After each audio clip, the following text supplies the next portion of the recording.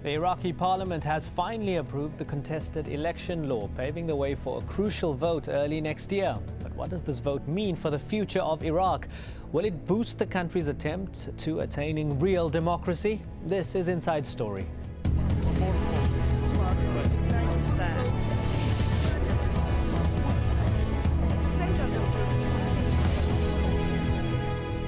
Welcome to the program. I'm Imran Gavda. US President Barack Obama has hailed the move as historic.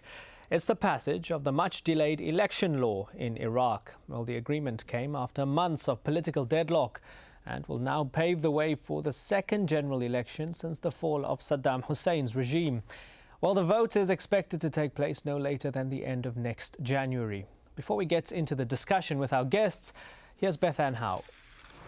Kirkuk, the oil-rich, ethnically mixed city in northern Iraq.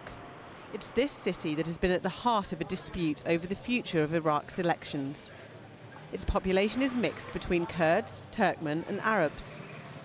Iraqi Kurds have been calling for the city to be incorporated into the autonomous Kurdish region of Iraq.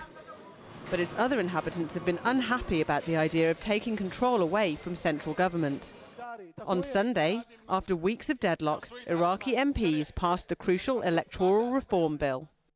Under it, Kirkuk will be kept as one constituency, with provisions in place in case of allegations of fraud. MPs will have their names on the ballot papers, so people will be able to vote for individuals rather than whole parties. The law also sets aside 5 seats in parliament for minority groups. The election is seen as vital to Iraq's stability, not least because it could have ramifications for foreign involvement in the country. The United Nations previously warned it might not endorse the elections if the bill was not passed. It could also impact on the pullout of the US military. The move has been welcomed by President Obama. This agreement advances the political progress that can bring lasting peace and unity to Iraq and allow for the orderly and responsible transition of American combat troops out of Iraq by next September. The elections were due to take place on the 16th of January next year. The wrangling over reform details has meant the vote could be delayed until later that month.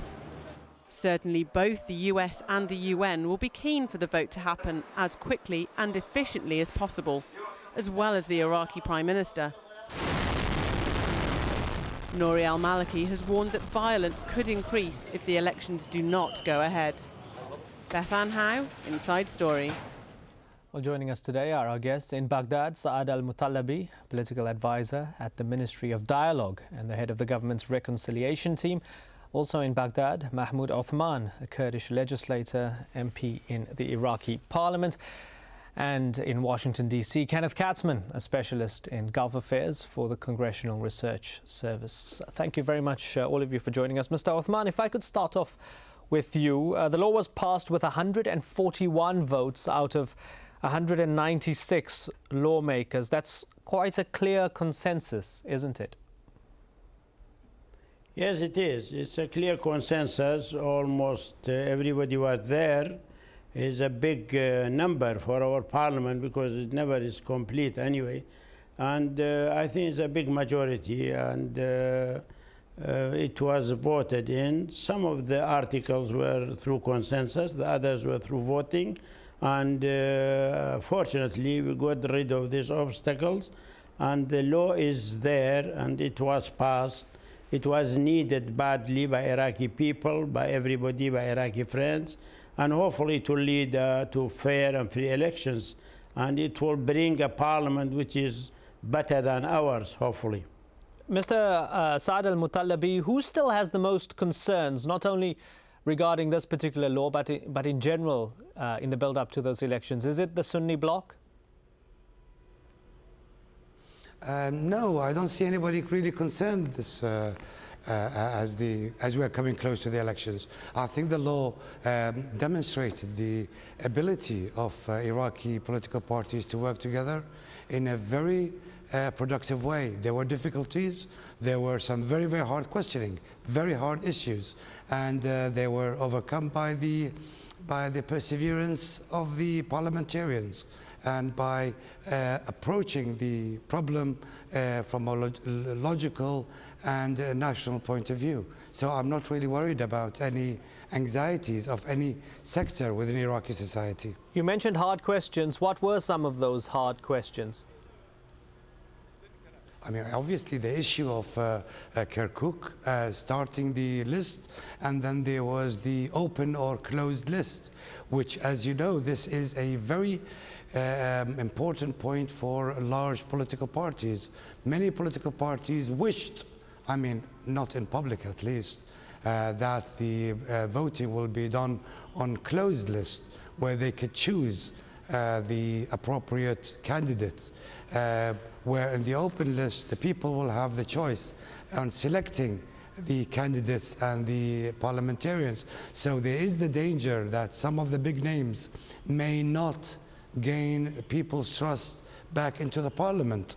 And this is, as you know, a matter for the parliamentarians to decree a law that's basically not 100% in their benefits, that shows a tremendous sense of responsibility by the Iraqi parliamentarians.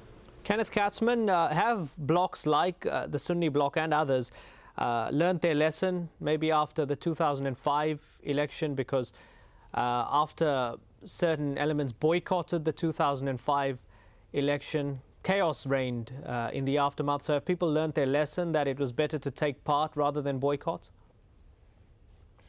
Yeah, yes. So first, let me say I'm speaking here as an expert on Iraq and not for the Congressional Research Service or anybody in Congress. But really, the Sunni bloc started to come into the process after it was the January 2005 national election that was boycotted.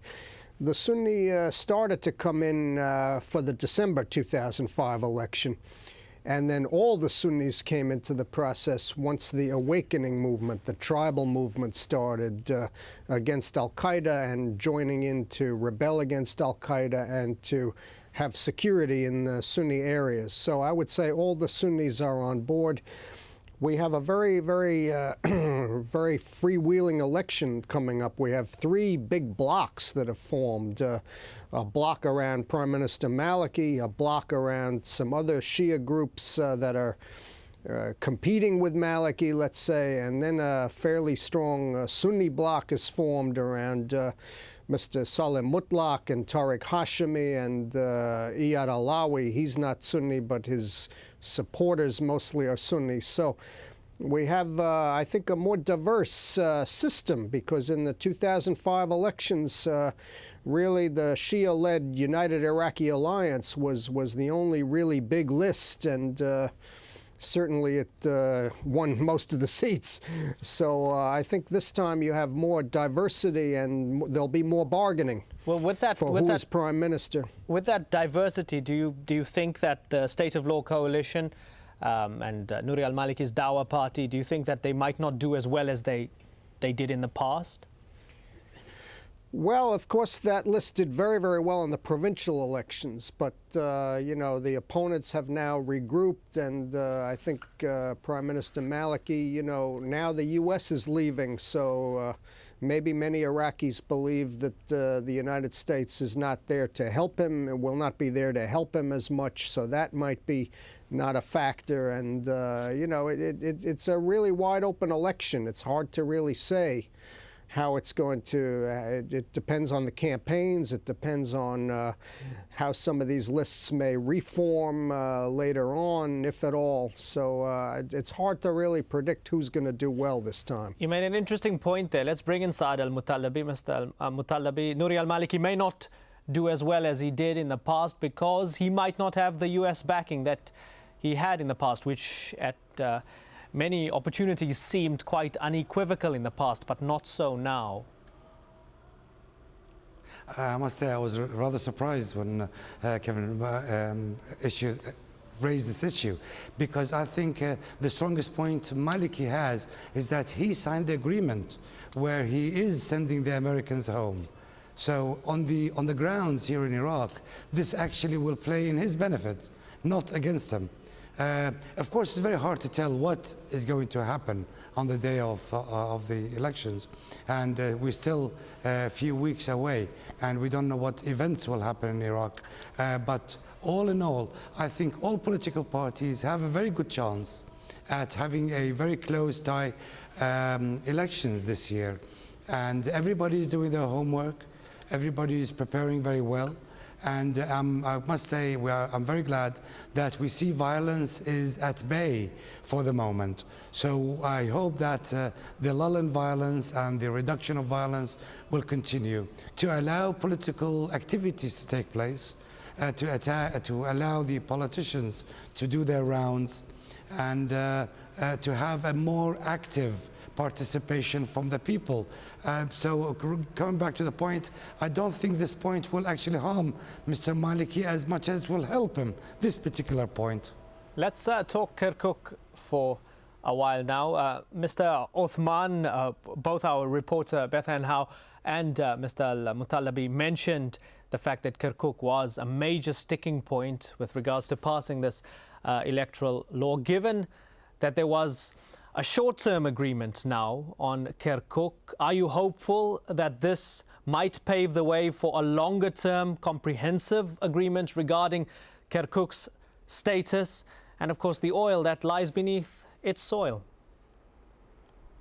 Well, I think this is only for Iraqi elections, really. You can't solve anything here. But at least we agree that there should be election in Kirkuk just like any other Iraqi province. And then later the lists will be checked, the voters' lists will be checked. If there's any irregularity, it will be removed. But of course, the particularities of Kirkuk problem, it lies in the Constitution, 140 article, relations between the central government and regional government, and also UN.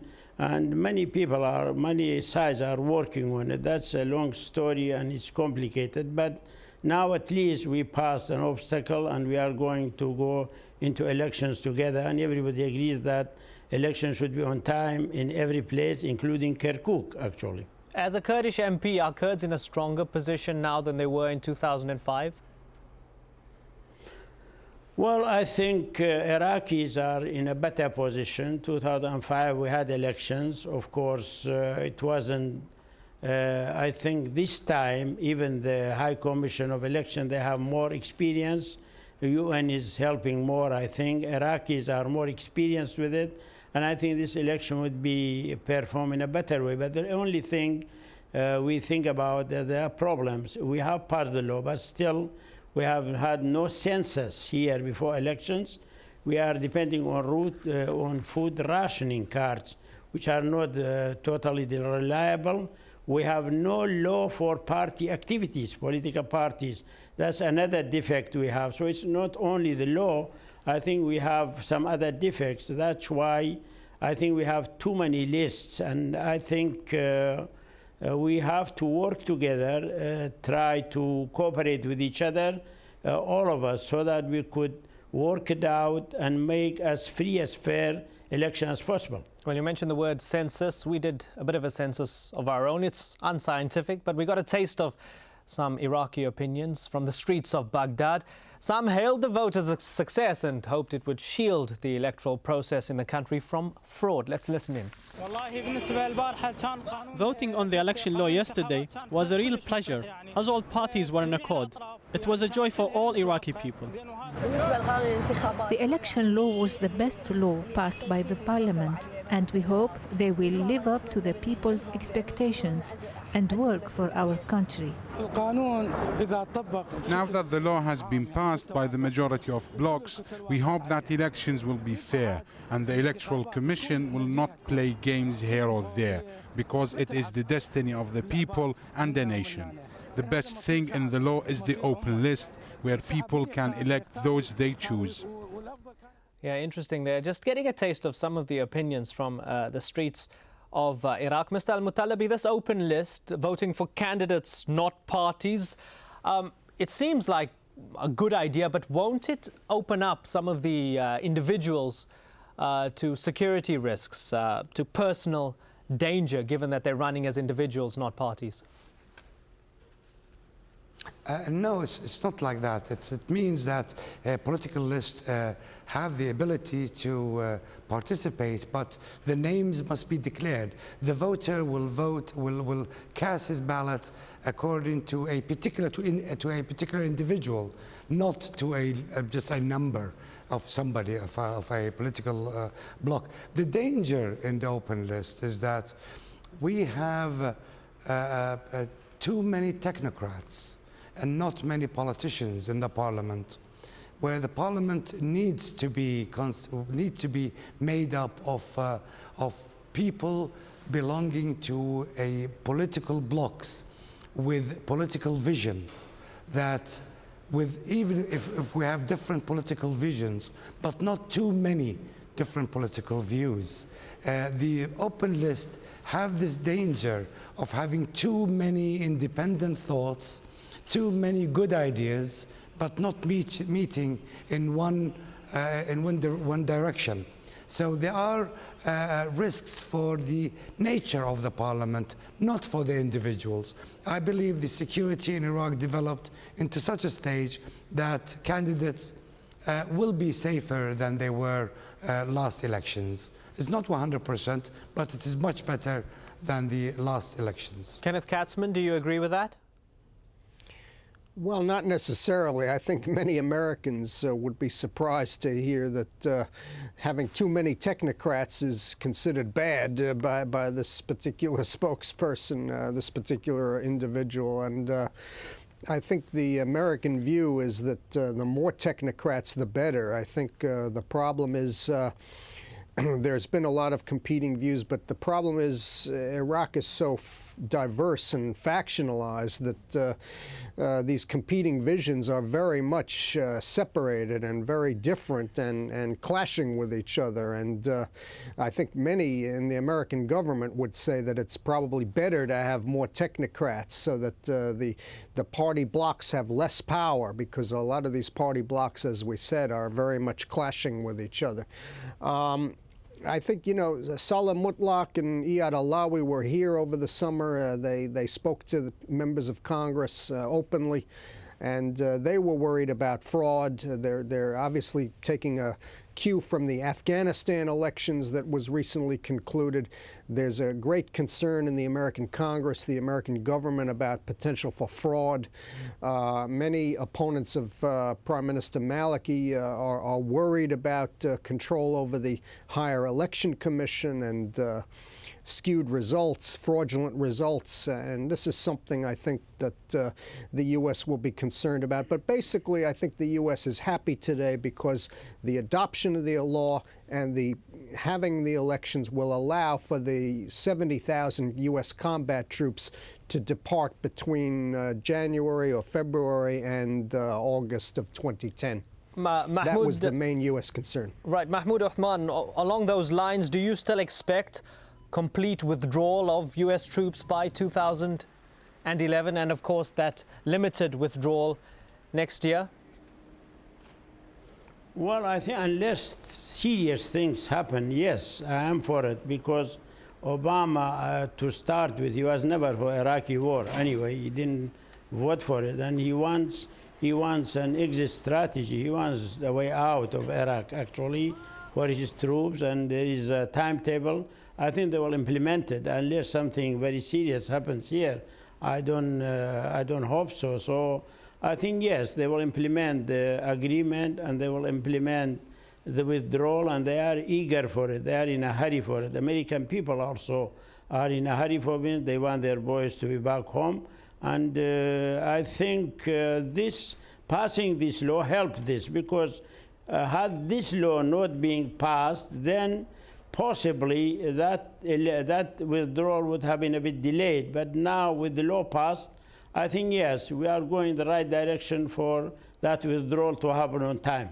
Yes, let's bring in Saad Al-Mutallabi. Looking at the issues and platforms that the politicians will be running on ahead of those elections, despite the fact that you say security is not bad at this moment in time, would security be the main issue that these politicians will run on, and the main issue affecting voters? Among others, security will be, of course, a central issue, a focal issue probably, but services, education, health, provide better international relations.